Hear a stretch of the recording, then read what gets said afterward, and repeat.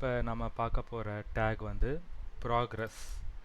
So இதோடைய usage என்னென்னா, ஒரு ஃபைல் அப்லோட் பண்ணும் போது இல்லை டவுன்லோட் பண்ணும் போது நம்ம சாஃப்ட்வேர்ஸில் இல்லை வெப்சைட்ஸில் இந்த ப்ராக்ரஸ் பார் மாதிரி நமக்கு வந்து லோட் ஆகிறத பார்ப்போம்.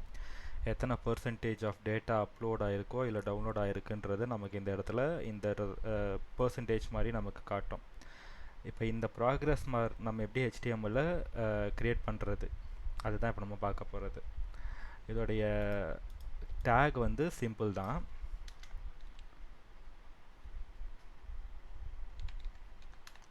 ப்ராக்ரஸ், ஓகேவா?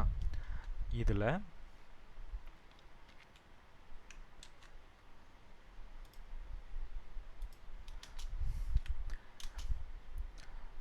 வேல்யூ அப்படின்னு சொல்லிட்டு ஒரு ப்ராப்பர்ட்டி நம்ம கொடுக்க போகிறோம். நான் என்ன கொடுக்குறேன், 50% அப்படின்னு சொல்லிட்டு வேல்யூ கொடுக்குறேன். ஓகேவா? அடுத்தது இதோடைய மேக்ஸ் வேல்யூ எவ்வளோ கொடுக்கணும் அப்படின்னா ஒரு 100% அப்படின்னு சொல்லி கொடுத்துடலாம். Okay,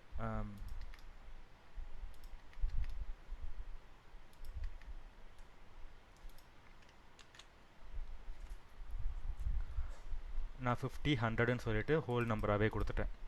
ப்ராக்ரஸில் value 50, maths 100.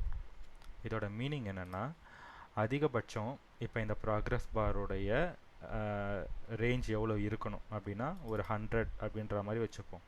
இந்த 100ல் வேல்யூ இப்போ இன்கேஸ் 50% ஆஃப் டேட்டா நமக்கு வந்து டவுன்லோட் ஆகிருக்கு அப்படின்னா அந்த 50 ரீச் ஆகும்போது இந்த ப்ளூ கலரில் உள்ள ஃபில் ஆகிருக்க இந்த லைன் வந்து 50 கிட்ட வந்து நமக்கு நிற்கும்.